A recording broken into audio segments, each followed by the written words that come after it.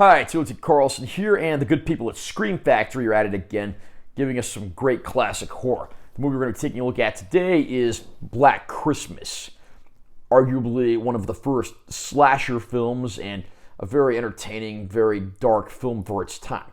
I'm going to unbox this release, share my opinions on the film, and let you know if I recommend the packaging. Nice close-up there, featuring, of course, a classic scene from the film. Here's our spine text.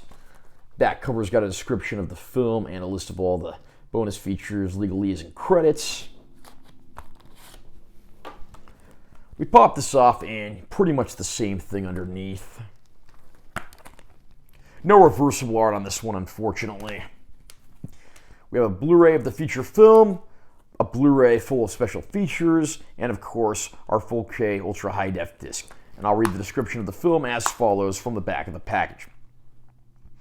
The college town of Bedford is receiving an unwelcome guest this Christmas. As the residents of sorority house Pi Kappa Sigma prepare for the festive season, a stranger begins to stalk the house. A series of obscene phone calls start to plague the sorority. It becomes clear that a psychopath has more than merriment on his mind. As the police try to trace the phone calls, they discover that it's nothing as it seems during this Black Christmas. Black Christmas was directed by Bob Clark.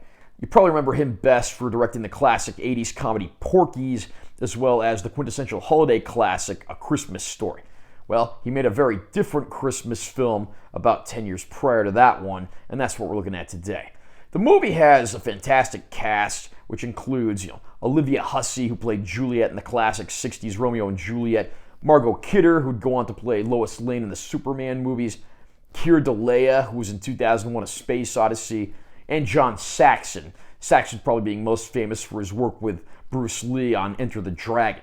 So you got a great who's who of actors and plenty of dark, disturbing scenes, but the movie's not above having a sense of humor when it needs to have one as well. This is a dark, disturbing film that certainly earns its R rating. I mean, it is dated in some regards, it's certainly a product of its era, but any chance I can get to go back and look at old horror movies, I'll absolutely take.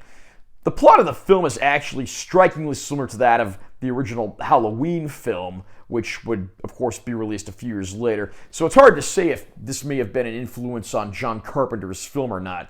They both revolve around holidays. They both revolve around, teenage girls who are slasher victims and so forth. But regardless of the fact, this was my first time watching Black Christmas, and I have to say it was actually quite entertaining.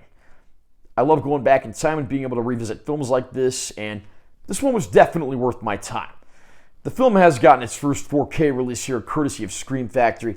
This has always been kind of a dirty, grimy-looking film, and I'm not going to say that this is a 4K transfer that just pops off the screen or looks like home theater demo material, but I think it is the best faithful-looking transfer of a movie like this that you can do. I mean, the black levels are plenty deep, and the colors do get the upgrade that you would expect, so that's worthwhile. And I do have to say, if you are a fan of this film, this is the version to own. There are many bonus features, most of which are on the second Blu-ray. Just more than a handful of featurettes. So I think anyone who's a fan of the film will be busy for a while. Here's a look just at all the stuff that's included. I need to sit down and take the time to watch this stuff. I've only scratched the surface so far. For what it is, Black Christmas is a fantastic classic horror film, and one that's worth discovering or rediscovering.